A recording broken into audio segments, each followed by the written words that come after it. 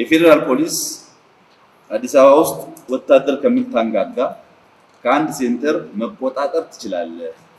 አሁን ቴክኖሎጂ ያግዛል። ለምንድነው እንዲህ የምታረጉት ብሎ ኢንሳ ፕሮፖዛል ሲያቀርብ ወይ ገንዘብ የለም ወይ ዕውቀት የለም። ሪስፖንሱ ስለው ነበር። የኢንሳ ቶፕ ማኔጅመንት 20 ሚሊዮን ብር ወስኗል። ፕሮጀክቱን በሆነ ሌቭል ሰርቶ ለፖሊስ ለማስረከብ። ፖሊስ እኮ ቢሰጠን 20 ሚሊዮን ብር ትርፍ ላናገኝ እንችላለን። ጠቅላላ ፕሮጀክቱን ብንወስድ ስራው ይሰራ እንደሆነ እንጂ 20 ሚሊዮን ብር ትርፍ ላይገኝ ይችላል። ዋና ዓላማው የገንዘቡ ትርፍ ሳይሆን በቃል ለማስተማር ሞክረን ካልተሳካ በተግባር ኢንቨስት አድርገን ማሳየትና ከስተመሮቻችንን ማምጣት ነው። የኢትዮጵያ ፌደራል ፖሊስ ከቦሌ እስከ ዋናው መስሪያ ቤት የሲሲቲቪ ካሜራ እንዲያስገባ የዛሬ 20 ዓመት ገደማ ጥያቄ ቀርቦ ፌደራል ፖሊስ ክፍያ መክፈል አልችልም ብሎ በነፃ ሰርቪሱን ከቦሌ እስከ ፌደራል ፖሊስ ለመዘርጋት ለወራት የነበረውን ፍትጊያ ልነግራችሁ አልችልም። አሁን በእኛ ኬት ስትሬስ እናደርግ እንግዲህ ከሰርቪስ ጋር ብቻ የሚያያዝ ጉዳይ ነው። አይቲ ነው። ቀድመን ኢንፎርሜሽን እንሰማለን፣ ቀድመን እናውቃለን። ያወቅነውን ነገር ሄደን ስንናገር አዲስ ሐሳብ ነውና እብዶች ልንባል እንችላለን። እብድ አለመሆናችንም ጠቃሚ አስተሳሰብ መሆኑን ጊዜ፣ ገንዘብ፣ ጉልበት እያፈሰስን ነው ከስተመሮቻችን የምናመጣው። ኒውክለስ ይሄ ኃይል ነው እዚህ ሀገር ውስጥ ለውጥ የሚያመጣው የሚባል ኤክስፔክቴሽን ለማምጣት አንደኛ አንድ አስተሳሰብ መያዝ አለብን እኛ። ሁለተኛ ለውጡን በቀጣይነት የምናቀጣጥል መሆን አለብን። በቀጣይነት ለማቀጣጠል አሁን የሰራናት ነገር ይዘን ከተቀመጥን ነገ ታሪክ ትሆናለች። ታሪክ እንዳይሆን በቀጣይነት አዲስ ነገር ለመፍጠር ስለሆነ ወደምንፈልገው ቦታ ያደርሰናል። እኛም ብቻ ሳይሆን በሀገር ደረጃ ያለውን ለውጥ ለማፍጠን ያግዛል የሚል ሐሳብ ነው ያለን። ኢንሳ ሊደርሺፕ አሰርቫንት ይፈልጋል። ዞስ ሰርቫስ የሚያዙንን ብቻ ሳይሆን የሚያገለግሉ መሪዎች ያስፈልጉታል። እነዚህ እነማን ናቸው? ሀገር መቀየር የሚፈልግ ኃይል ካለ ተራራውን ጫካ ይሆናል፣ ይናዳል፣ ውሃውን ወጥ ይሆናል፣ ድልድይ ይሰራበታል፣ ማስዋብ፣ የቱሪስት መናኸሪያ ማድረግ ይቻላል ማለት ነው። አሁን የፖሊስ ምላችሁ ፍላጎት አላቸው፣ እንስራ ይላሉ፣ ዓለም ይዞራሉ። ፕሮፖዛል ሲቀርብ ግን ተኙበት። 20 ሚሊዮን ብር ነው ያወጣው እኛ ለዚህ ሰዓት መስራት እንደምንችል ፕራክቲካሊ ያሳይዘን በነፃ ሰጥተን ከዛ ምርጫ የለም። ኢንሳ አሁን ካለበት 10-20 ስቴፕ አሄድ ይወስደዋል። ምክንያቱም ያለው ሪስክ ምንድነው? አንዳንድ ቦታ የያዘው የሰው ኃይል ነው። ሰው ምን አደርጋለሁ ይላል። እኛ ጋር 99% ፍራቻ የለም። በዚህ ያለው የሰው ኃይል ከአዲስ አስተሳሰብ ጋር መራመድ እንደሚችል እምነት አለ። ሁለተኛው አንዳንድ ቦታ ሲስተም ቢዘረጋ የኢምፓወርመንት ኢሹ ኢንዲቪጁዋልስ ጋር እንዲሁም ከመሻት ጋር ይያያዛል። በእኛ ኬዝ የመጣ እንደሆነ ኢንዲቪጁዋልስ ፉሊ ኮንትሮል ማድረግ ቢፈልጉም አይችሉም። ቢኮዝ ቴክኖሎጂ በየቀኑ ያድጋል። በዚህ እድገት ውስጥ በቀጣይነት መማርና መማማር መደመር ይፈልጋል። ከሊደርሺፕ ስታይሉ ባሻገር የሁለት ሶስት ሰዎች ዕውቀት ድምር ካልሆነ በስተቀር ኢንሳን መምራት አይቻልም። ለምን? አንደኛ የኮማንደር ኦር የኮማንዲንግ ክህሎት ያላቸው ሰዎች የኢንሳ አፈጣጠር በራሱ ይጠይቃል። እነማን ናቸው የኮማንዲንግ ኖሌጅ ያላቸው? ኢንሳ ሊደርሺፕ አሰርቫንት ይፈልጋል። ዞስ ሰርቫስ የሚያዙንን ብቻ ሳይሆን የሚያገለግሉ መሪዎች ያስፈልጉታል። እነዚህ እነማን ናቸው? ማኔጀርስ ያስፈልጉታል። እነዚህ እነማን ናቸው? ሶስቱንም ኳሊቲ ያለው ሰው ኤክስ ልንለው አንችልም። ኤክስ የሆነ ኳሊቲ ያለው፣ ዋይ ሌላ ኳሊቲ ያለው፣ ዜድ ሌላ ኳሊቲ ያለው፣ እነዚህን ደምሮ መምራት ይጠይቃል። ስለዚህ በኮንትሮል የኢንሳ ራዕይ ማሳካት አይቻልም። ወይም ራዕዩን መተው ነው። ራዕዩን ከያዝን ደግሞ የግድ የመደመር እና በጋራ የመስራት ባህልን ማጎልበት ይጠይቃል ማለት ነው። በመሆኑም አሁን ቢፒአር ሲጀምር ኢንሳ የባለፈው ዓመት የሥራ አፈጻጸሙ ከስተመር ስላላዘም ስላልሰራው ችግር ስላለበት አይደለም። ኢንሳ እየሰራ ያለው በጣም ከፍተኛ ኤክስፔክቴሽን ስላለ የወጣት ስብስብ፣ የአይቲ ስብስብ፣ የትራንስፎርሜሽን ኃይል ኒውክለስ ይሄ ኃይል ነው እዚህ ሀገር ውስጥ ለውጥ የሚያመጣው የሚባል ኤክስፔክቴሽን ለማምጣት አንደኛ አንድ አስተሳሰብ መያዝ አለብን እኛ። ሁለተኛ ለውጡን በቀጣይነት የምናቀጣጥል መሆን አለብን። በቀጣይነት ለማቀጣጠል አሁን የሰራናት ነገር ይዘን ከተቀመጥን ነገ ታሪክ ትሆናለች።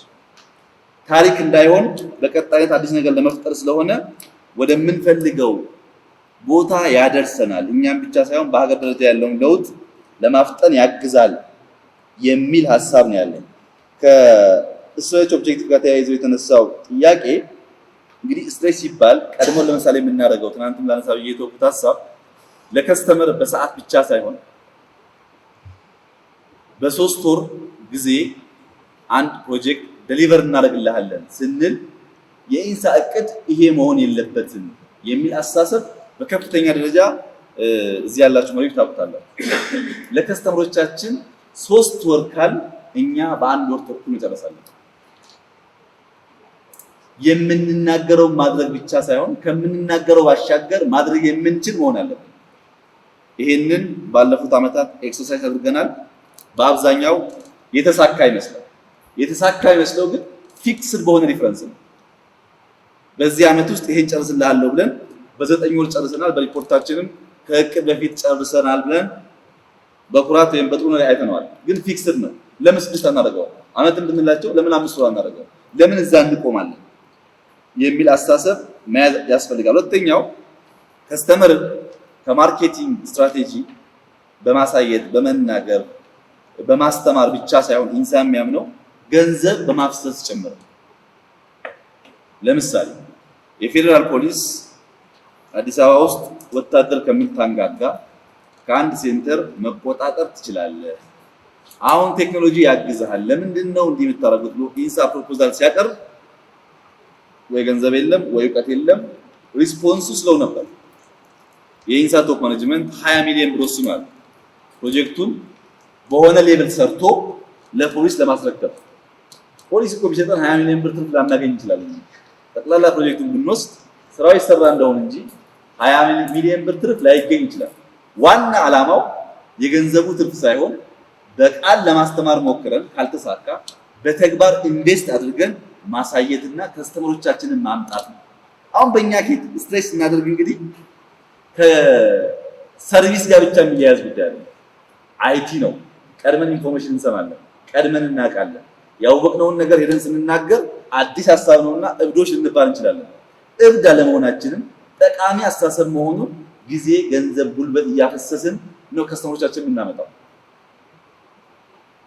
ይሄን ስናደርግ ነው ራዕይም ደግሞ ሪያላይዝ የሚሆነው።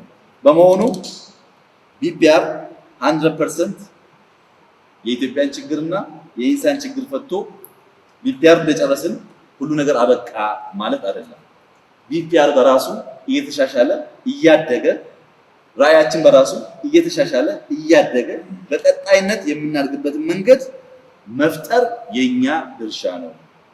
ቢፒአር የፈጠሩ ሰዎች በተደጋጋሚ እንደተነገረ የዛሬ 10፣ 15፣ 20 ዓመት ጀምሮ በዚህ ጉዳይ ሲጨረጨሩ የነበሩ ሽማግሌዎች ናቸው። እኛ ደግሞ ቢፒአርን ከነሱ ባሻገር መውሰድ እንችላለን። we are not only followers። ስለተነገረን ብቻ ሳይሆን ቢፒአር የምንወስደው ኮንሰፕቱን ወስደን ሞር ማሳደግና ማሻሻል እንችላለን እና ከሰው ኃይል ጋር ወደ ስኬት ይወስዳል ወይ የሚል ስጋት ቀድሞ የነበረ ቫልዩን ኪፕ ከማድረግ ያለው አስተሳሰብ ቢፒአሩ እነዛን ነገሮች በሚያሳድግ መልኩ መመንዘር የሚያስችል ፍሌክሲብል ሲስተም ነውና አያሰጋም።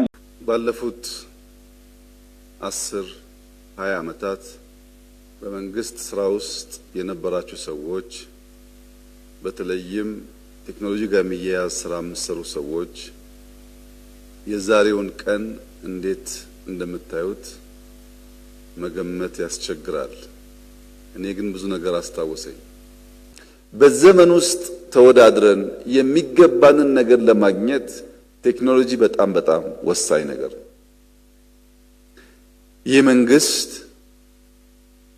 የኢትዮጵያን ብልጽግና ለማረጋገጥ 5 ቁልፍ ሴክተሮች ብሎ ከማይኒንግ፣ ከግብርና፣ ከኢንዱስትሪ፣ ከቱሪዝም እኩል ቴክኖሎጂም አንዱ ዋናው ፒላር ነው ያለበትን ቀን እና ጊዜ ሳስበው ይገርመኛል። ምክንያቱም ያኔ እንደ እብደት ይቆጠር ነበር። ያኔ ስንወያይ ቴክኖሎጂ በዚህ ፍጥነት ኢትዮጵያ ውስጥ እያንዳንዱን ዜጋ ኢምፓክት ማድረግ ይችላል ብሎ የሚያምን 2-3 ሰው ማግኘት ከባድ ነበር። የኢትዮጵያ ፌደራል ፖሊስ ከቦሌ እስከ ዋናው መስሪያ ቤት የሲሲቲቪ ካሜራ እንዲያስገባ የዛሬ 20 ዓመት ገደማ ጥያቄ ቀርቦ ፌዴራል ፖሊስ ክፍያ መክፈል አልችልም ብሎ በነፃ ሰርቪሱን ከቦሌ እስከ ፌዴራል ፖሊስ ለመዘርጋት ለወራት የነበረውን ፍትጊያ ልነግራችሁ አልችልም። ከትናንትና ወዲያ ግን አንድ የሚገርም ነገር ገጠመኝ። የኛ መስሪያ ቤት እንግዶች የሆኑ ሰዎች ለስራ መጥተው ለመጀመሪያ ጊዜ ኢትዮጵያ የመጡ ናቸው ከውጭ ሀገር። ቀን ተዘዋውሮ ሪቨርሳይድ የከተማ ኮሪደር አይተው በኢትዮጵያ ተደንቀው እንዴት የምታምር ሀገር ናት ብለው ማታ ላይ ከሀያት ሆቴል ወጥተው ወክ ሲያደርጉ 2-3 ሰዎች በጋራ ሄደው ሞባይላቸውን ይሰርቁባቸዋል። ቀኑ ሙሉ ሲያደንቁ ሲያመሰግኑ ነበር የዋሉት ልጆቹ። ማታ 4 ሰዓት ገደማ ሞባይል ተወሰደባቸው። 4 ሰዓት ከ5 4 ሰዓት ከ10 ለአዲስ አበባ ፖሊስ ተደወለላቸው። ብታምኑም ባታምኑም 9 ሰዓት ከ5 ሰዓት በኋላ 9 ሰዓት ላይ አንኳኩቶ የአዲስ አበባ ፖሊስ ሞባይላቸው መለሰላቸው።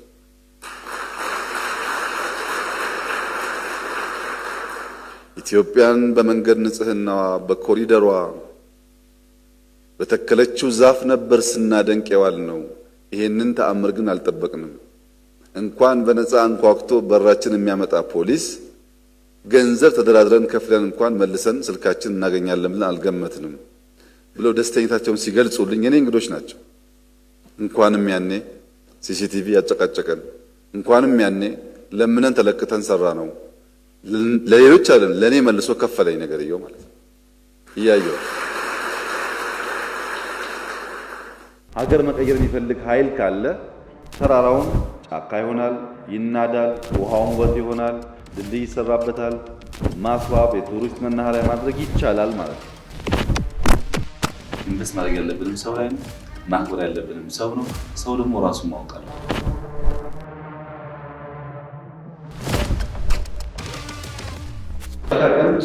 ስፔሻሊ ኢትዮጵያ ከአረብ ሀገራት ያለውን ነገር ሳይሆን በኋላ እነሱ ሀገር ኢንቨስትመንት እያደረገ ስለሆነ በርካታ ሰዎች በርካታ ሀገራት ውሃዋን በጣም ብዙ ሁኔታ አላቸው። ከ20 ዓመት በፊት የአፍሪካ ኢኮኖሚ የሚባለው ሀገር 5 ነው። አሁን 9 ደርሷል። ኢትዮጵያ ትበለጽጋለች፣ ትለወጣለች። የኢትዮጵያ ሬኔሳንስ እውን ይሆናል።